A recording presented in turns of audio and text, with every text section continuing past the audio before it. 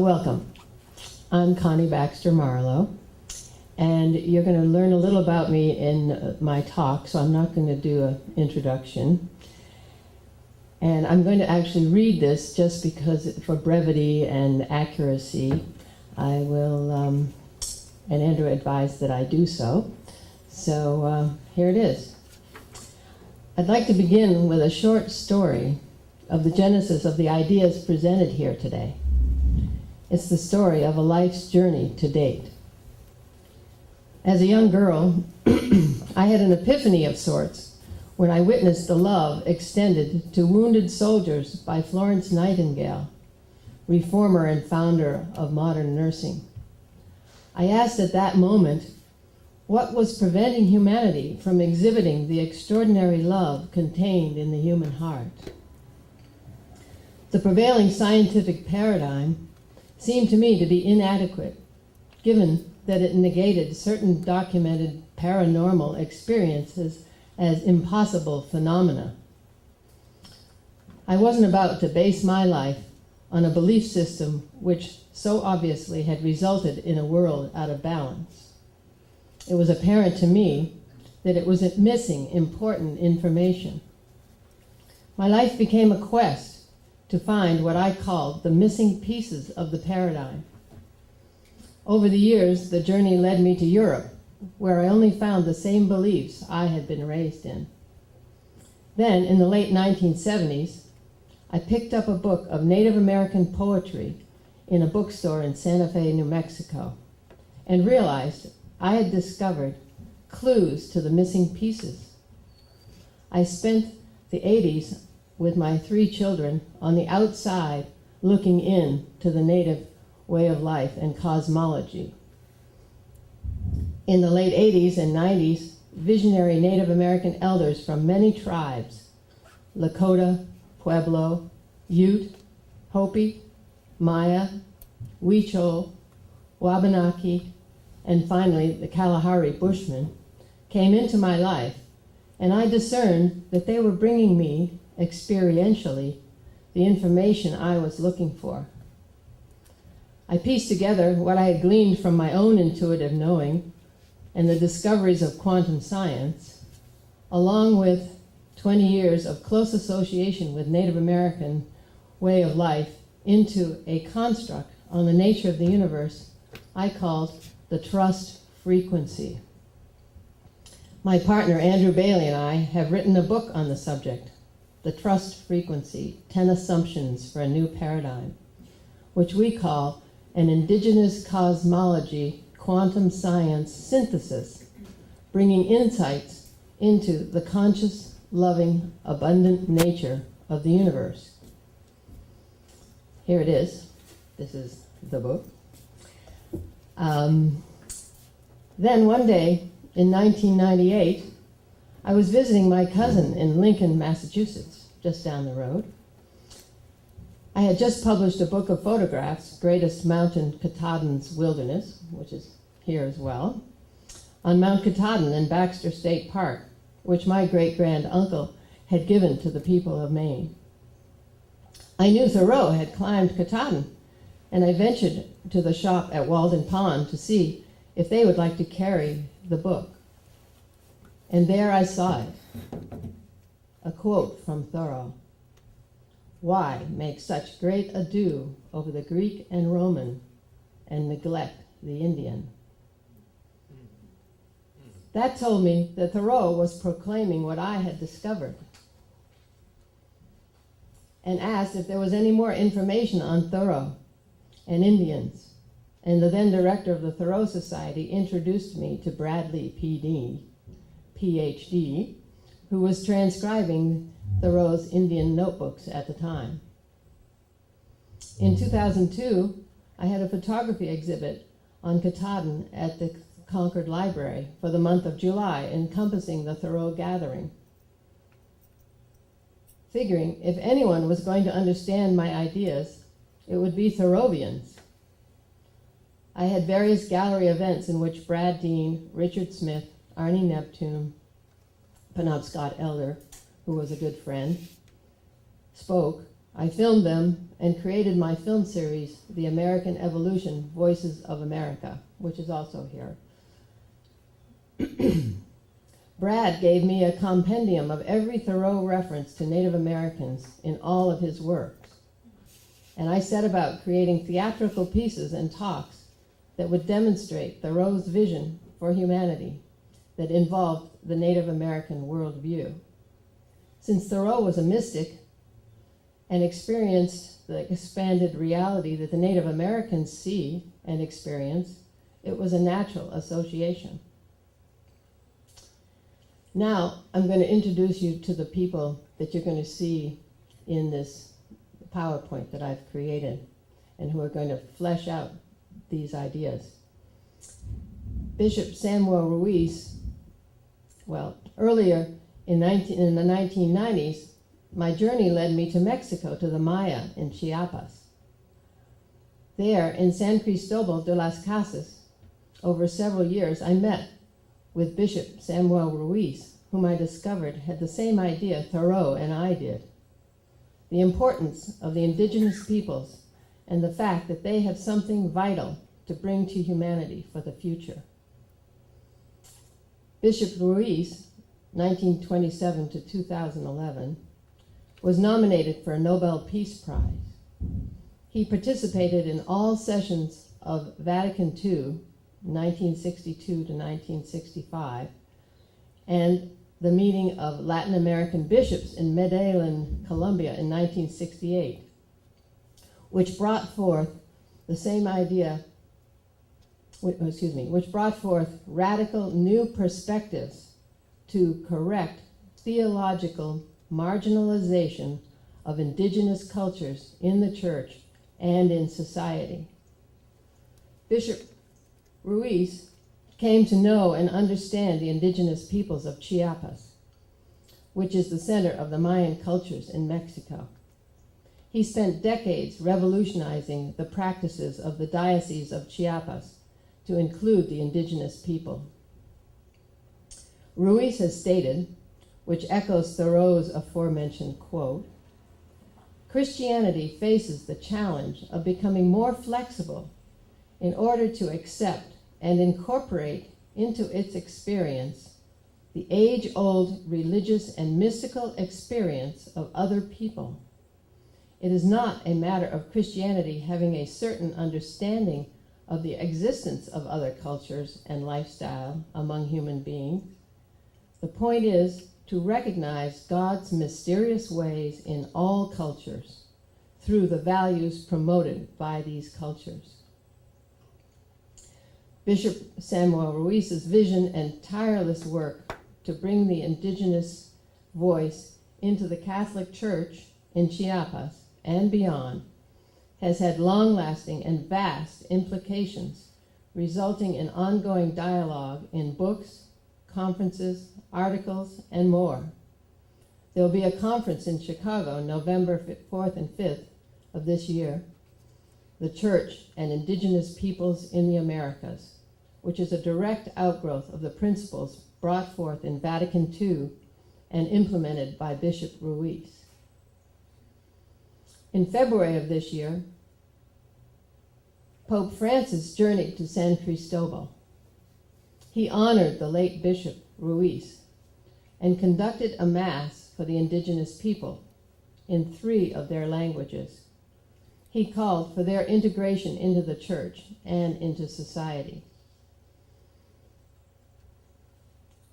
This visit by Pope Francis in San Cristobal brought Samuel Ruiz back into my consciousness because I had met him so many years ago and had remarked on his interest in the indigenous peoples in the future, and had actually picked up a book that I didn't even know I had until I was just going through, packing up my library, and discovered Bishop Ruiz, and now have discovered what role he's playing now in the present.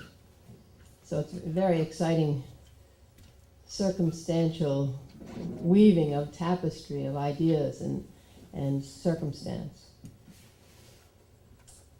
Native American scholar Chris Peters a member of the Yurok tribe of Northern California, in his talk at UC Davis in 2013 on Indigenous people and the enduring legacy of the doctrine of discovery, speaks of the importance of the earth-based paradigms of the indigenous peoples to society today. So you're going to meet these folks and hear them speak. Also, you're going to meet Brad Dean, who was a Thoreau scholar and editor. And you'll also meet Arnie Neptune, who was a Penobscot elder. So I'm going to let you experience Thoreau and Bishop Ruiz through quotes, and Pope Francis, Chris Peters, Brad Dean, and Arnie through video to demonstrate the shared vision held by these men, the importance of the indigenous voice, heart, and spirit in the evolution of the future of humanity. Andrew Bailey, who has often played Thoreau when Richard Smith's not available in my performance pieces, is going to read the Thoreau quotes, and Ron Hogue is going to read Bishop Ruiz's quotes just to bring them alive. And so let's proceed. So at first we'll have a bunch of Thoreau quotes to show that his discovery, his intuition that the indigenous people are carrying important information. And Thoreau, the visionary, saw a new world. Andrew will just read this because there's a bunch of quotes now. New earths, new themes expect us. Why make such great ado over the Greek and Roman and neglect the Indian? I do not propose to write an ode to dejection, but to brag as lustily as Chanticleer in the morning, if only to wake my neighbors up. Thoreau wanted to wake his neighbors up to their bigger, more expansive selves. As much as sportsmen go in pursuit of ducks, and gunners of musquash, and scholars of rare books, and travelers of adventures, and poets of ideas, and all men of money, I go in search of arrowheads when the proper season comes round again. The larger pestles and axes may perchance grow scarce and be broken, but the arrowhead shall perhaps never cease to wing its way through the ages to eternity. Yes, this arrow-headed character is probably more ancient than any other, and to my mind it has not been deciphered. It was originally winged, but for a short flight, but it still, to my mind's eye, wings its way through the ages, bearing a message from the hand that shot it. They are not fossil bones, but as it were, fossil thoughts, forever reminding me of the mind that shaped them. I would fain know that I am treading in the tracks of human game, that I am on the trail of mind, and these little reminders never fail to set me right. The Indian begins where we leave off, and seems so much the divine, and anything that fairly excites our admiration expands us. The true man of science will have a rare Indian wisdom and will know nature better by his finer organization. He will smell, taste, see, hear, feel better than other men. His will be a deeper and finer experience. The Indian, perchance, has not made up his mind to some things which the white man has consented to. He is not, in all respects, stooped so low, and hence, though he too loves food and warmth, he draws his tattered blanket about him and follows his fathers, rather than barter his birthright. He dies, and no doubt his genius judges well for him. But he is not worsted in the fight. He is not destroyed. He only migrates beyond the Pacific to more spacious and happier hunting grounds. But this points to a distinction between the civilized man and the savage, and no doubt they have designs on us in making of the life of a civilized people an institution in which the life of the individual is to a great extent absorbed, in order perchance to preserve and perfect the race. But I wish to show at what a sacrifice this advantage is obtained, and to suggest that we may possibly so live as to secure all the advantage without suffering any of the disadvantage. If then we would indeed restore mankind by truly Indian, botanic, magnetic, or natural means, let us first be as simple and well as nature ourselves, dispel the clouds which hang over our own brows, and take up a little life into our pores. The savage may be, and often is, a sage. Our Indian is more of a man than the inhabitant of a city. He lives as a man. He thinks as a man. He dies as a man. The latter, it is true, is more learned. Learning is art's creature, but it is not essential to the perfect man. It cannot educate. The next day, the Indian told me their name for the phosphorescent light I had seen in the night, Artusku. And on my inquiring concerning the will-o'-the-wisp and the like phenomena, he said that his folks sometimes saw fires passing along at various heights, even as high as the trees, and making a noise. Nature must have made 1,000 revelations to them, which are still secrets to us.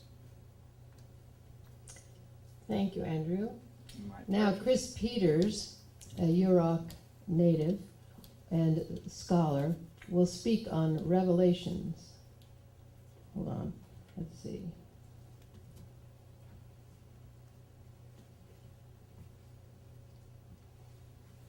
Let's see, why isn't it?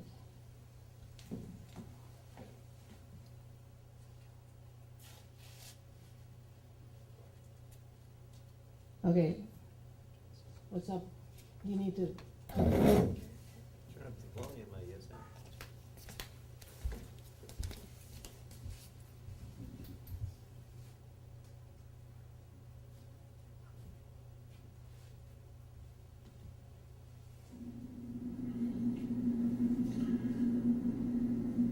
We also, at these places, have revelation. As Inez mentioned, we have revelation. We achieve revelation and acquire the wisdom and knowledge that affirms our earth-based spiritual ideologies. We also receive spiritual power needed to perform earth healing and earth renewal ceremonies. The Srachapiwe, the Weleveleka ceremony at home. We do that. We establish connectivity, and through these ceremonies we continue to know that we are all related. These revelations also inform the ethical and moral foundation of our people and set forth a system of values of our ecologically centered paradigms. there is one more, Andrew.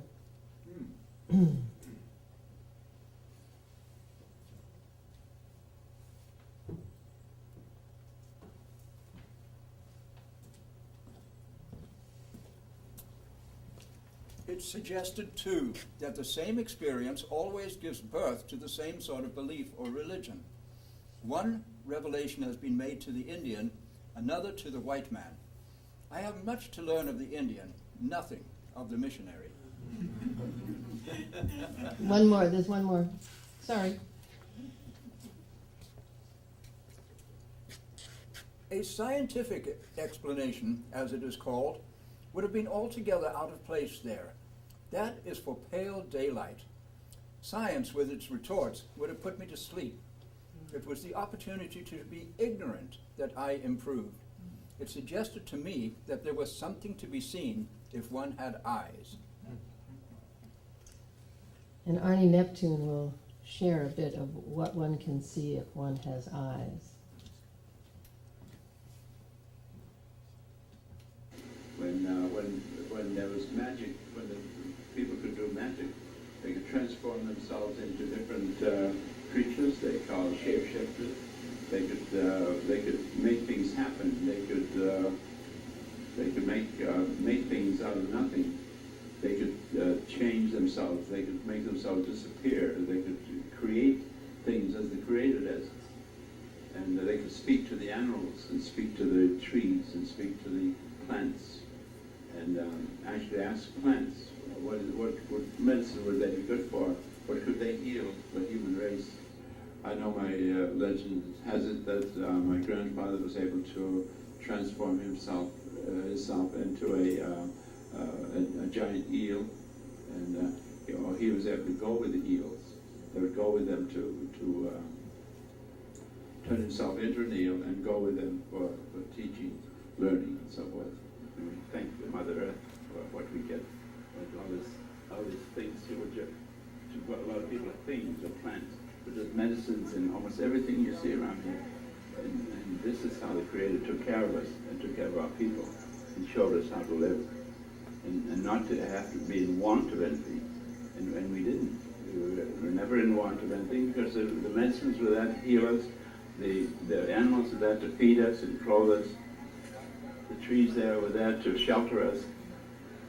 And that's how our people lived for thousands of years.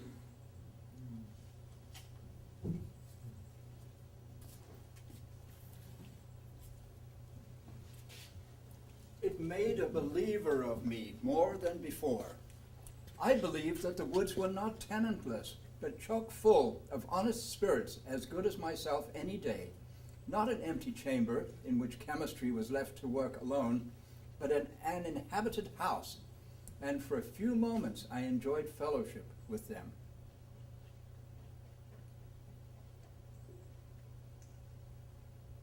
Now, Chris Peters will share some fundamental precepts of the Native people. The legends of indigenous peoples and our earth-based spiritual understandings describe a cosmology where there is a creative force. A poem we refer to this as Ila Likwasha.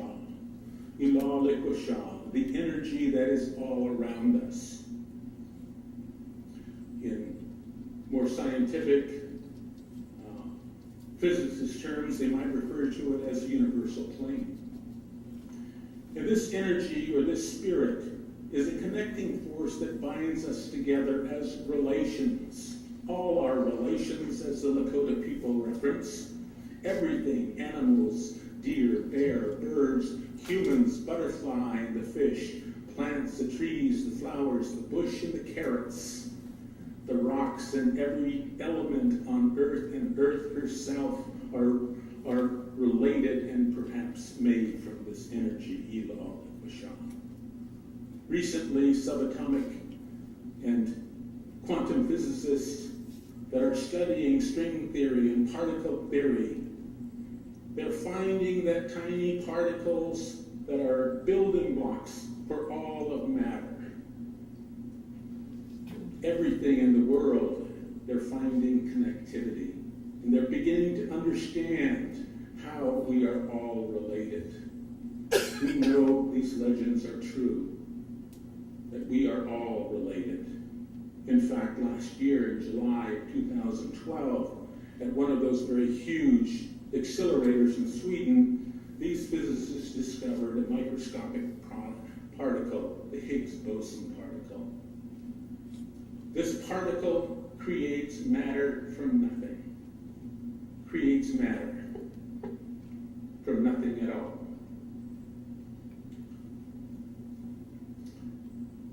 This immediately was duped the God particle. The God particle. But it is spirit.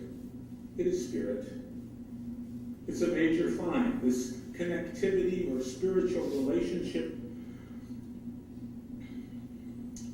does not only include everything on Earth, but perhaps everything in all of the 500 billion galaxies, and perhaps even more that we might not be able to imagine is out there. indigenous peoples understood that fundamental precept since we were put here. This earth-based spirituality. This wisdom and understanding of earth-based spirituality defines our relationship to the world and all forms of life. It embraces natural systems, it embraces natural law, and sets forth principles of how human beings must live on the earth. It teaches respect, reverence, process of reciprocity, or reconciliation that sustains rather than drains the natural systems and elements of the earth. The legends also instruct us not to violate natural law. Our ceremonies are created to keep natural systems in balance and order, and if they are not in order, human beings will suffer the consequences. This infringement on natural order will come back on us. That's a precept held within many peoples of the world. It will come back on us. It will visit our children. It will visit our grandkids. It will visit our great-grandkids. It is truly inescapable. If we violate natural systems and natural law, we will suffer the consequences. And we know, as indigenous peoples, we know this to be true. Our ceremonies and rituals affirm our spiritual understandings and provide a means by which human beings can take care of the earth.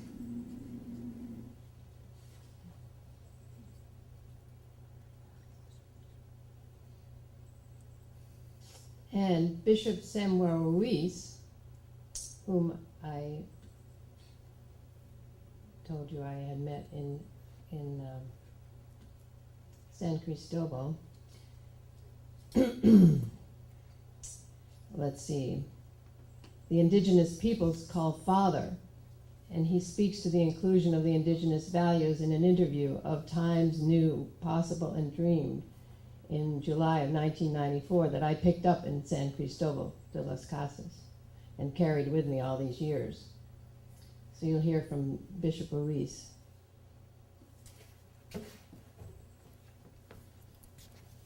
We glimpse the possibility of a civil society enriched by all the contributions that are now suppressed, the indigenous voice that is stifled, and which, for that very reason, is so new and striking that when we hear it for the first time, we will realize how many things it questions, and it will enrich us from many points of view. In this dream, we find a society that considers the indigenous experience. When indigenous people demand the right to participate in the new society, this does not mean having a seat to partake from the common banquet, but having a place for their own values so as to contribute to the transformation of this society. For the Indian, participating means giving his share, not just taking what is his by right, but to contribute with his own values. Thank you, Ron. Sure. And now Brad Dean will speak to you about Thoreau and his view of the Indian.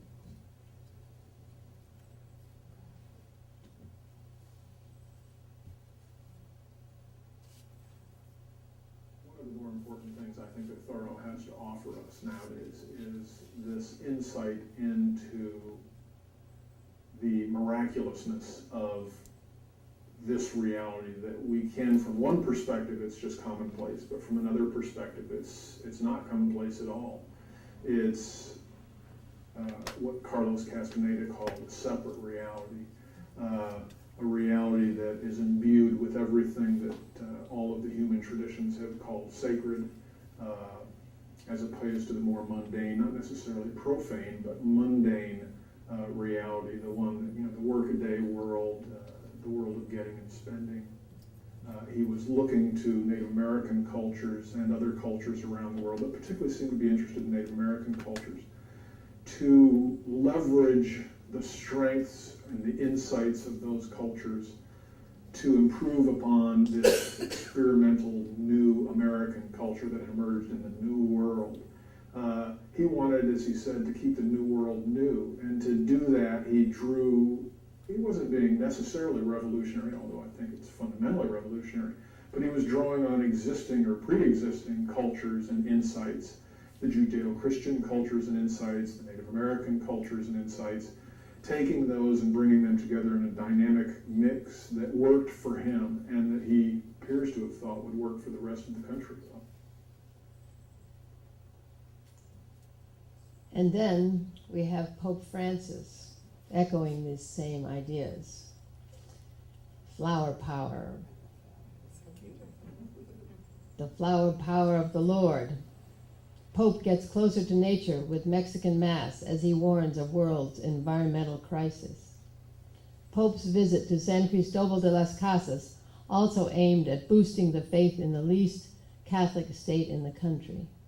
The first Latin American Pope has already issued a sweeping apology for the Catholic Church's colonial-era crimes. He will go further by celebrating Mexico's Indians in ways the local church hierarchy has often sought to play down.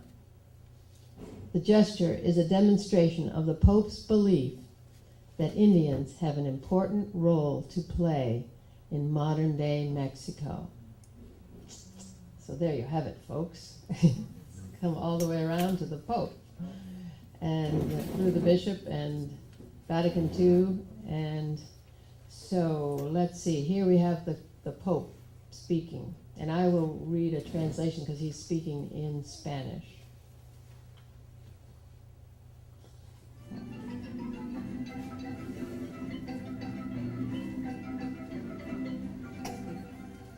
El desafío ambiental The environmental challenge that we experience and its human causes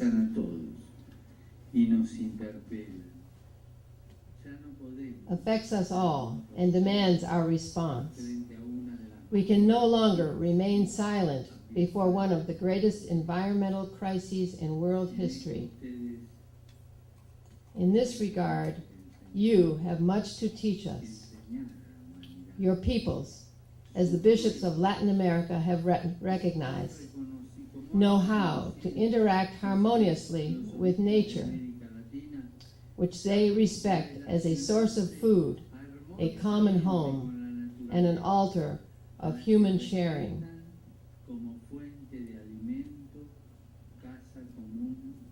And yet, on many occasions, in a systematic and organized way, your people have been misunderstood and excluded from society. Some have considered your values, culture, and traditions to be inferior. Others, intoxicated by power, money, and market trends, have stolen your lands or contaminated them. How sad this is. How worthwhile it would be for each of us to examine our conscience and learn to say, "Forgive me." Today's world, ravaged as it is by a throwaway culture, needs you. Exposed to a culture that seeks to suppress all cultural heritage and features in pursuit of a homogenized world, the youth of today need to cling to the wisdom of their elders.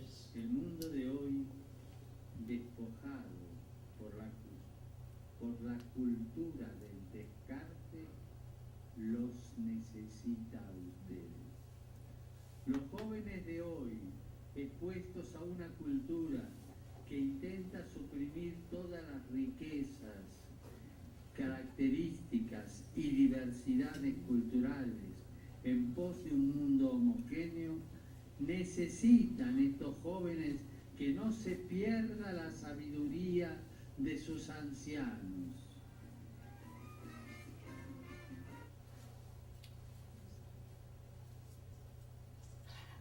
Chris Peters goes on to say,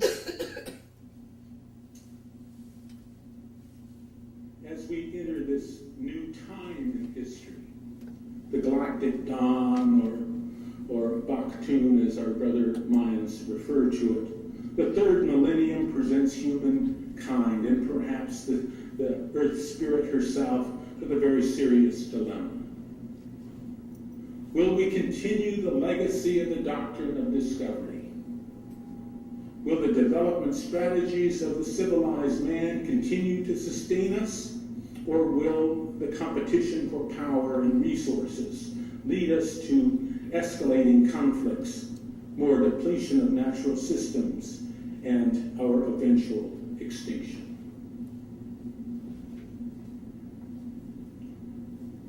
What has been transpiring here on Earth is simply unsustainable. People say, if we are to live how we live today, it will take at least 4 planets the size of the Earth to sustain this lifestyle. And folks, we haven't got 4 planets. We just have one. Now, this is one hell of a dilemma. Wouldn't you say, folks? So here's a little more of indigenous ways that can expand our knowing and understanding and ways of being on the planet. There is a great love that exists from the Creator who created the Father and the Son, the Mother Earth, and that is generated and shown to us. This is the love that the Creator has for all people and all things and all life in the universe. We are loved by a conscious, loving universe. That's what we need to understand so we can get on with acting that way.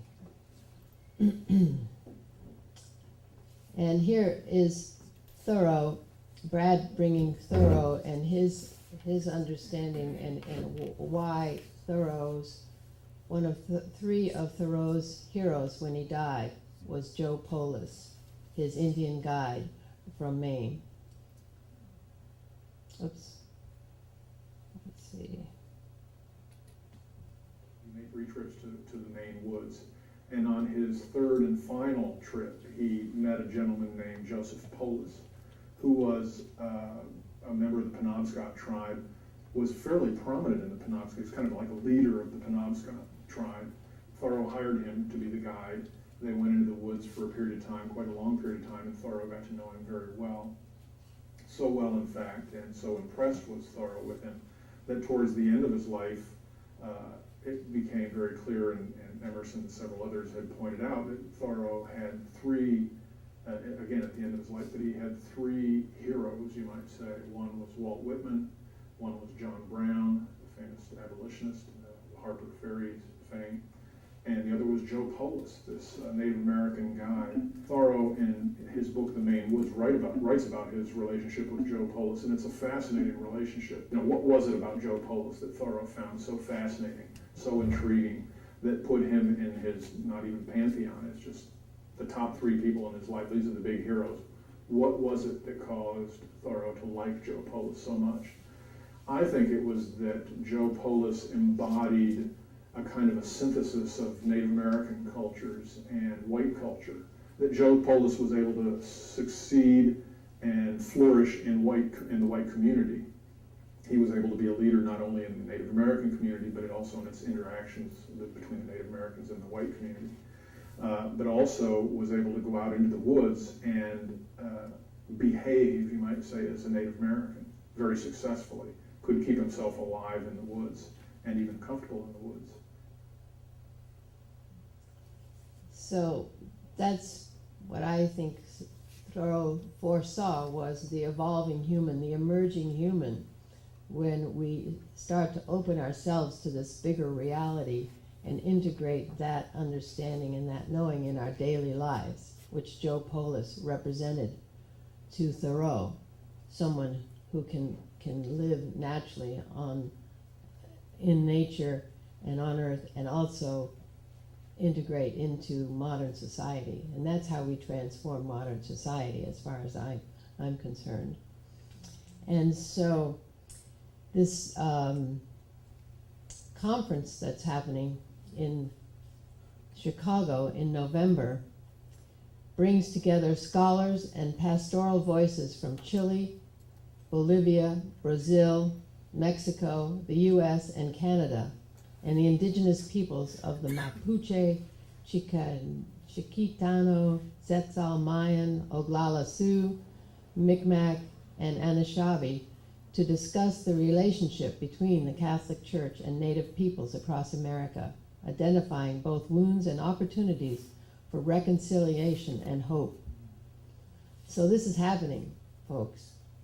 And this is what is foreseen in prophecy, that we are going to come together, and a synthesis is going to occur that's going to bring a whole new way of being on the planet.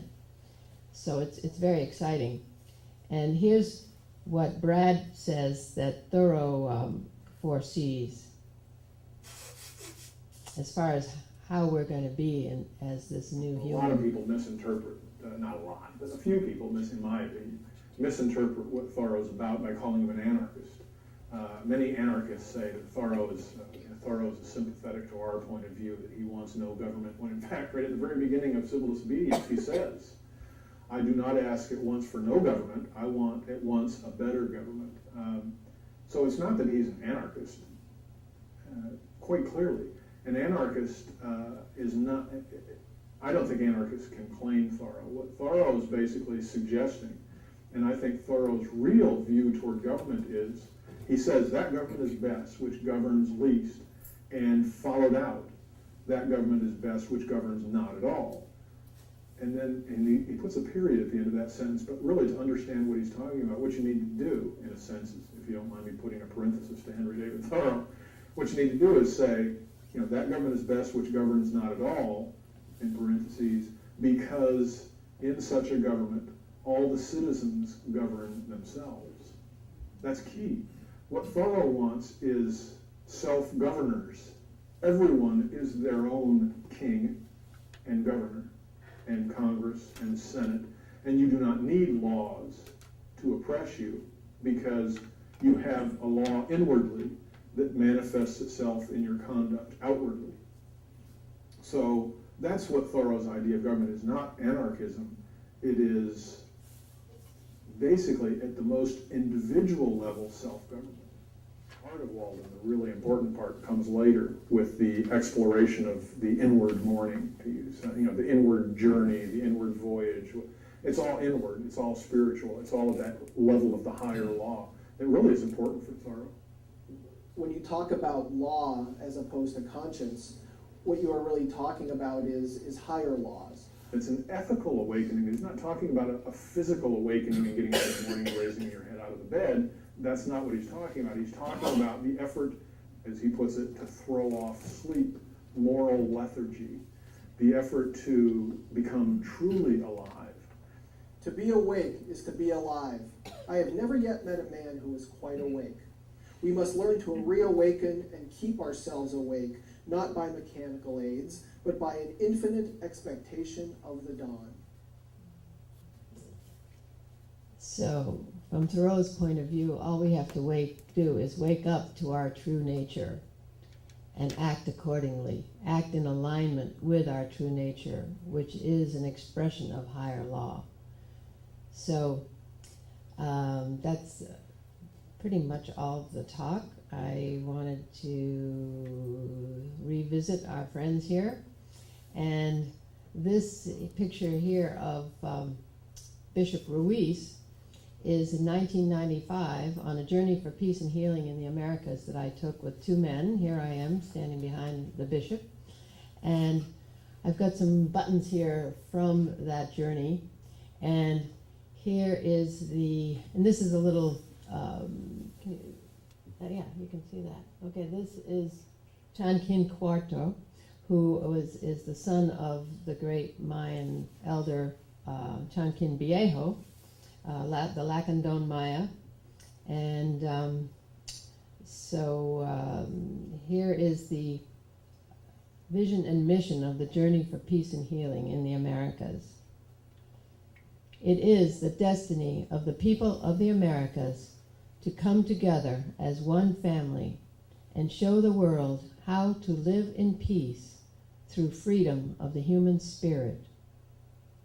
The indigenous people of the Americas have been holding keys to the freedom of the spirit for all of humankind through their connection to the earth and the unseen universal forces.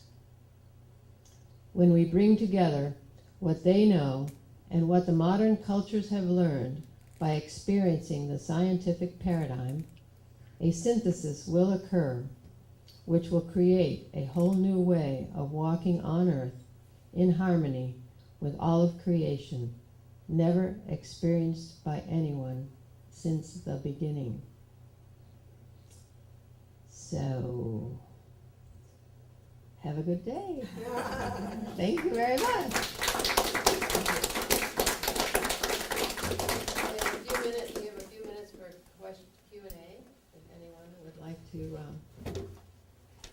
has any thoughts to add to it, it doesn't have to be a question. It can be a thought. Yes, Andrew.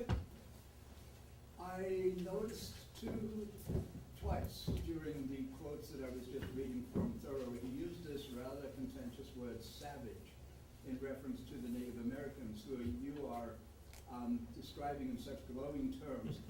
I wondered what you thought about the use of that word. I'm thinking about that too. Well, Thoreau, in his writing, he actually explains that savage is really from salvage, which is living in the woods. So he's not really using it as a derogatory term in any way, shape, or form. It's reference to the wild man, and he, in other places in his writings, he says that it refers to the wild man. Yes. Can it be that the word savage has changed meaning over time?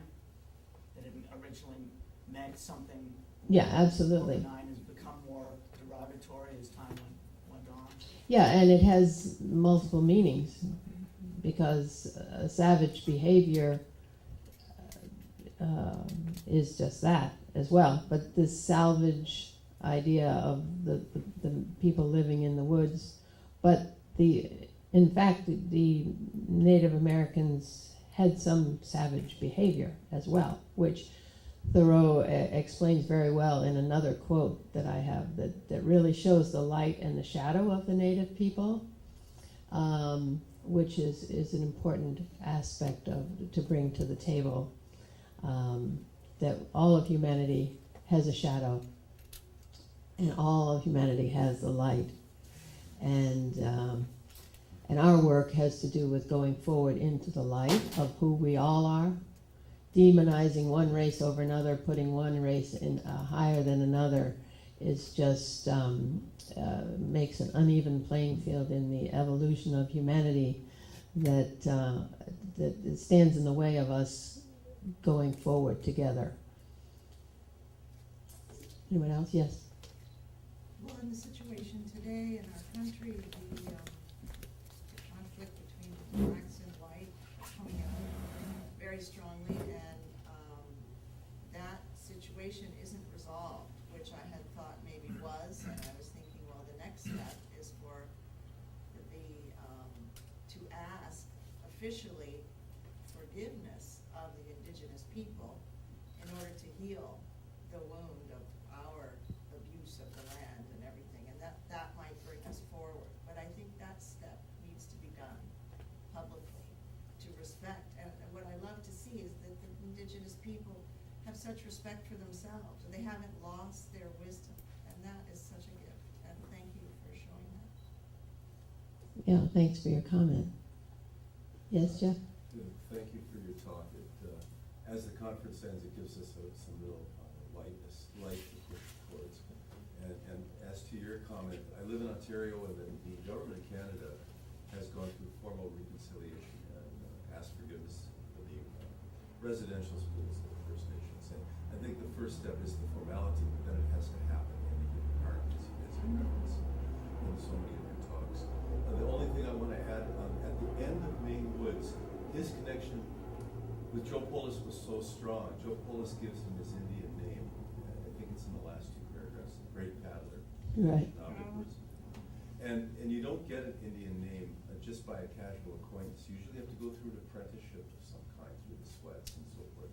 But says he gave me my Indian name. And I think it's just, the book really that's where the book leads, that's where many books goes. And your name, and we all have a name, we may not get to discover it in our lifetime, but it leads us closer to the places that you're trying to take us, to find out what's in our heart, and it gets easier then. Yeah, and in the native way, your name changes as you change. So As you feed it's all, as you feed. it's just a whole other way of experiencing and living in the cosmos. And it's a multi-dimensional way of seeing and being that we can open to through quantum science at this point. The Western mind, the linear mind, can now go to quantum science and say, oh my goodness, science is proving we are all interconnected. And the observer effect, that we affect everything we see, and every thought we have affects the world. Wallace Blackout used to say to me, yeah, every thought you have goes all the way around the world. And quantum science is proving that now with the observer effect and the interconnectedness of all things. Yes. So, I wanted to make two little comments. One is that a heartfelt apology and some reconciliatory action does go a really long way. And I've been so impressed at countries and cultures who've done that. It seems like this one has a very hard time doing that. I think of apology for the acts to Indigenous people, Japanese people, certainly slavery would go, and reconciliatory action. That said, every time I see the Pope, I'm more impressed at the words and actions that he takes.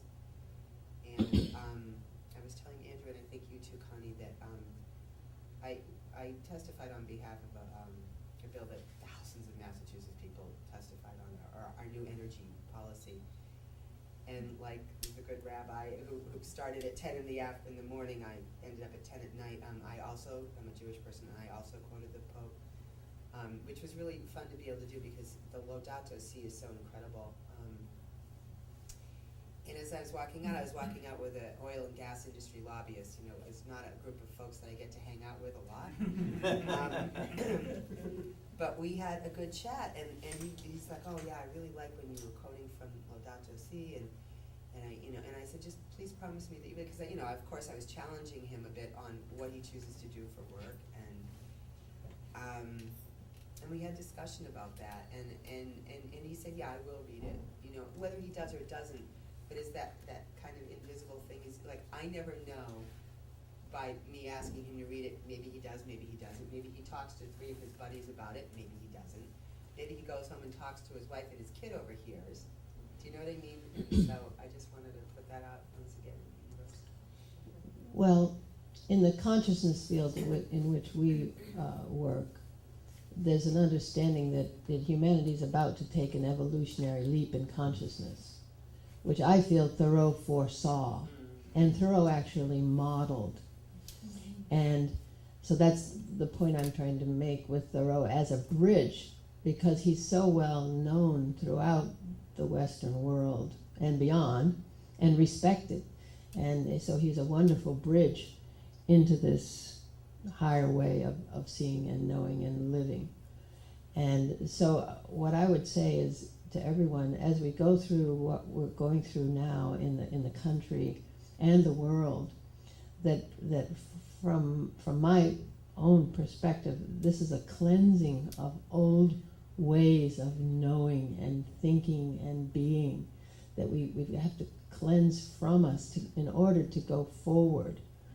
And so to look at the higher side of humanity and see what's coming out of this, and know just the environmental. We were just at a week-long conference in Aspen, Colorado, our day, Aspen Renewable Energy Day, and the president of Iceland was there. The major players throughout the world were there in the environmental world, and what's coming out is a boggle. I sat there for a week just boggled by what's coming forth out of the environmental crisis.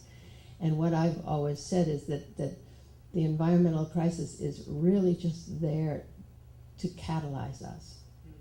That's its purpose. In a conscious, loving universe, everything serves the coming of peace on earth and the coming of heaven on earth. That's my reality.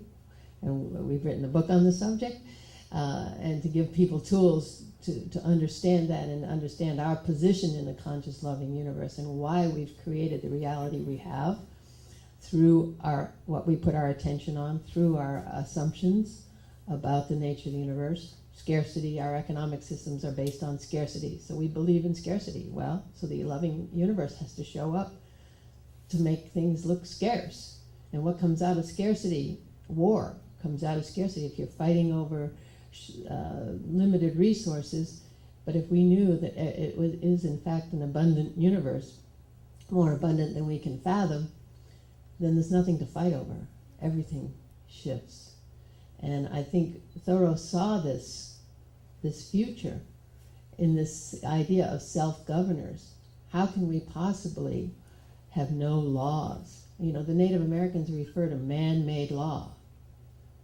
That when I first heard Wallace Black Elk, who was one of the great Lakota elders, was a very good friend of mine for decades, he'd say, man-made law. I'm like, yeah, right, man-made law, that's law, right? No, we made it up.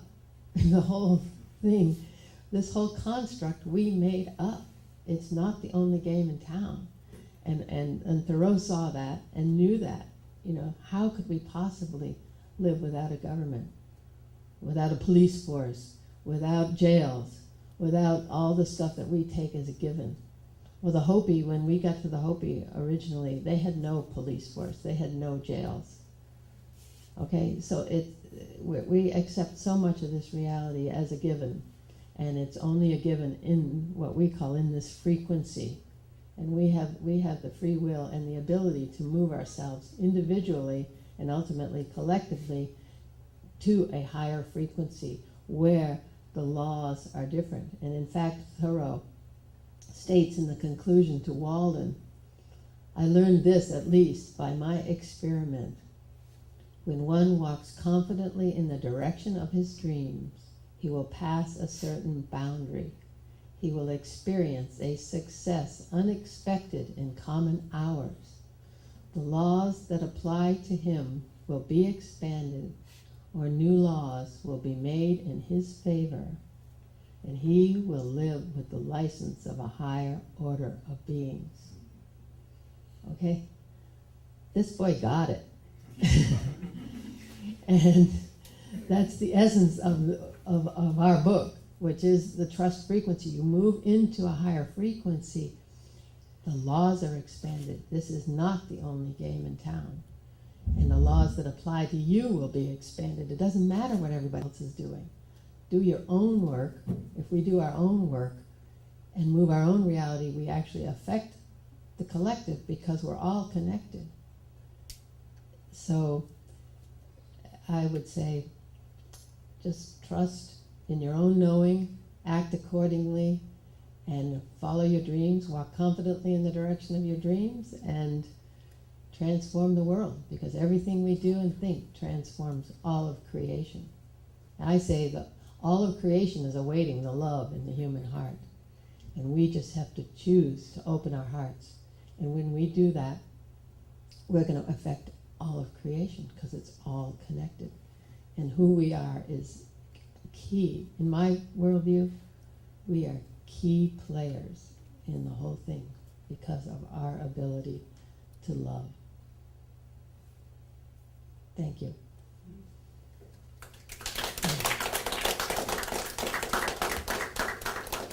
So here we are. It's exactly 10:30.